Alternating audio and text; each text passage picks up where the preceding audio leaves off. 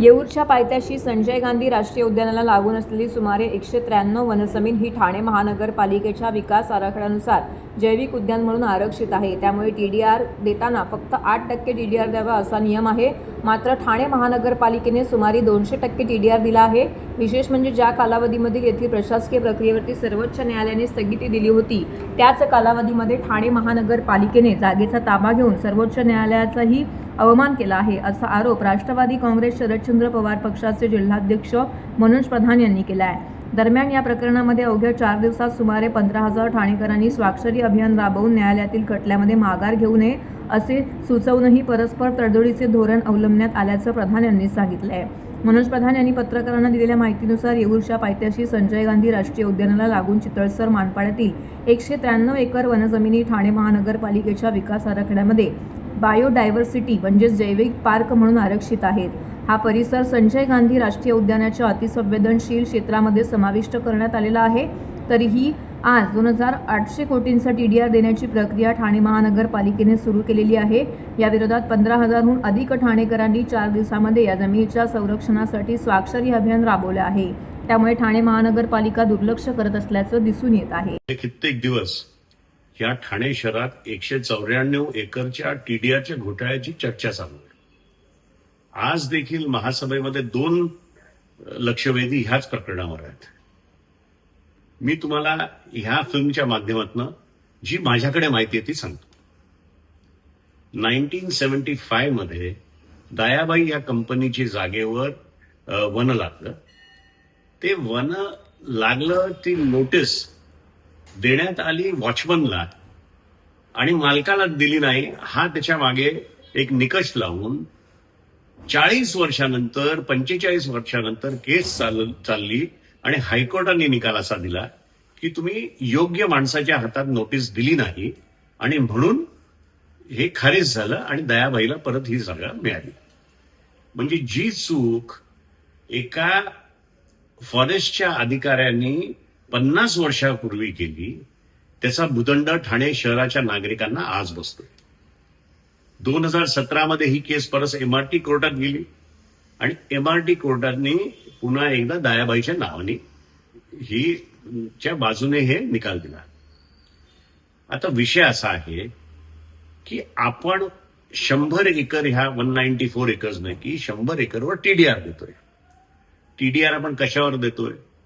तर माझ्या मनात एक मुद्दा आहे.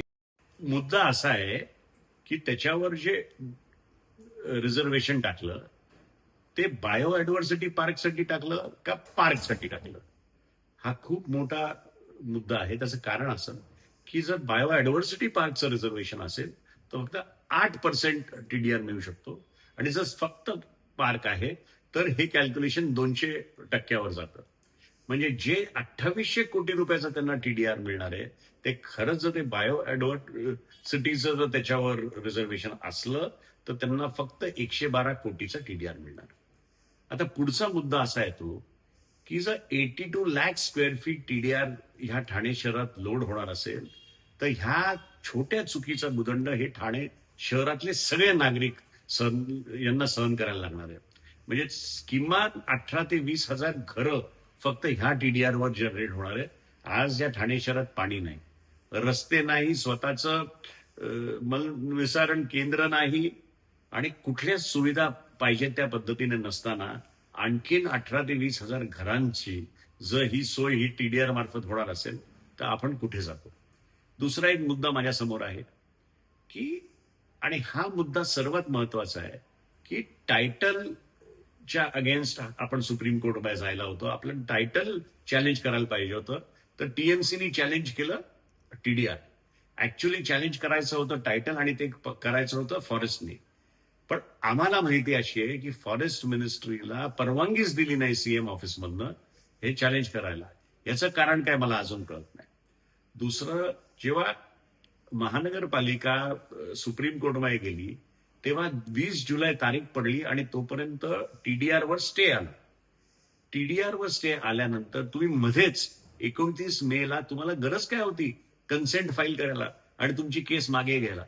म्हणजे कुठेतरी भ्रष्टाचार झाला, कुठेतरी दयाबाई कंपनी आणि महानगरपालिकेमध्ये काहीतरी ठरलं आणि म्हणून आपण टाकलेली केस आपण वेळेच्या आधी ऑन बोर्ड घेऊन आपण 29 मेला मागे घेतली. याची कारणं आपल्याला शोधायला पाहिजे. तर 29 मेला जर केस मागे घेतली तर 25 मेला जेव्हा याच्यावर स्टे होता तेव्हा स्टे असताना आपण ताबा कसा काय घेतला? म्हणजे तुम्ही सुप्रीम कोर्टचंही कंटेम्प्ट केलेला आहे.